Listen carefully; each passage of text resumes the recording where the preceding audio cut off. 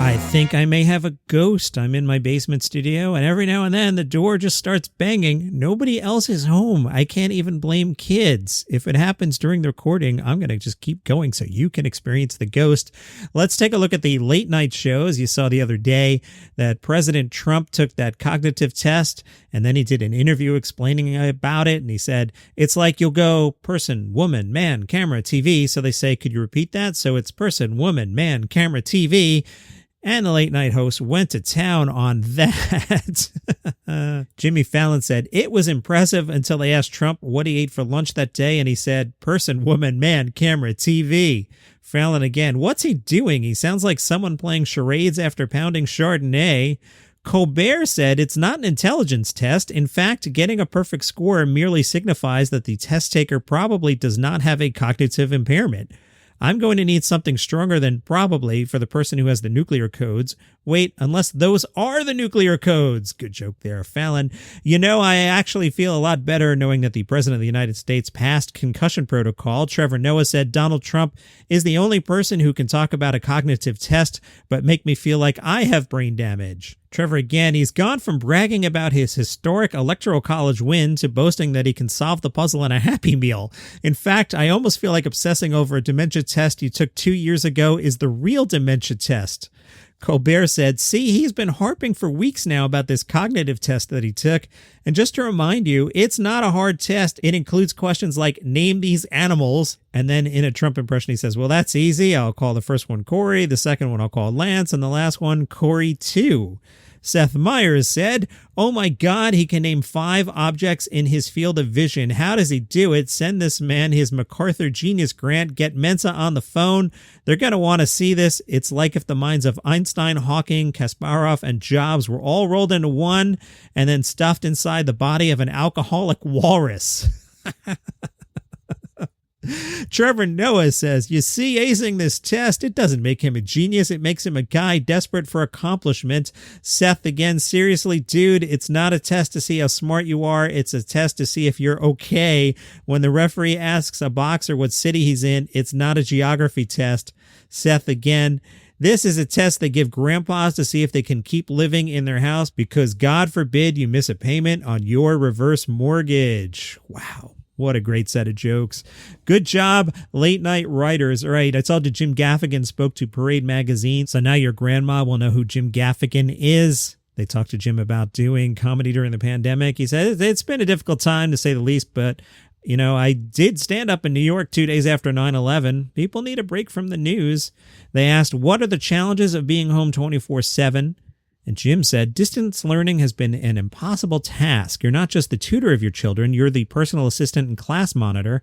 With 5 kids, someone is always late for an online school meeting, and because my wife is high risk, they add here she had a benign brain tumor removed in 2017, we are on double secret quarantine and very risk averse. I've only been outside to take out the garbage and pick up deliveries, but she's doing well, and we're very fortunate. They asked Jim how he explains the appeal of Dinner with the Gaffigans, and he says, there's no expectation. This isn't the marvelous Mrs. Maisel. It's like comfort food, and there's a forgiveness surrounding it. We started it because there was a real possibility of me being quarantined away from my family, and I know tons of people who are single or separated. I thought it would be slightly entertaining to see a family eating dinner.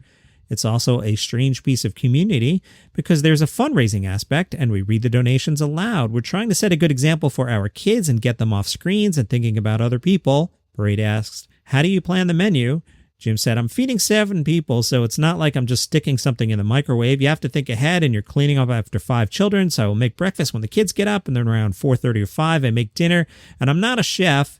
I didn't realize he's not a chef, so I'm preparing food that would be served in a college dorm room. If I'm cooking, then I'm going to lean towards things that I want to eat, like pasta and macaroni and cheese. That's my one joy.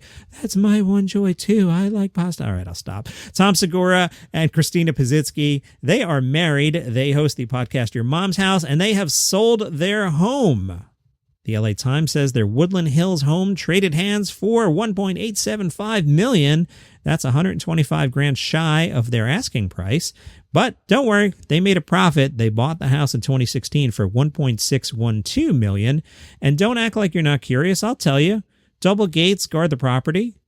It's got a circular driveway. It's surrounded by landscaping. Inside, finishes of stone, tile, and hardwood fill out the roughly 4,600 foot square floor plan. I'm from New York City. I don't know what that means.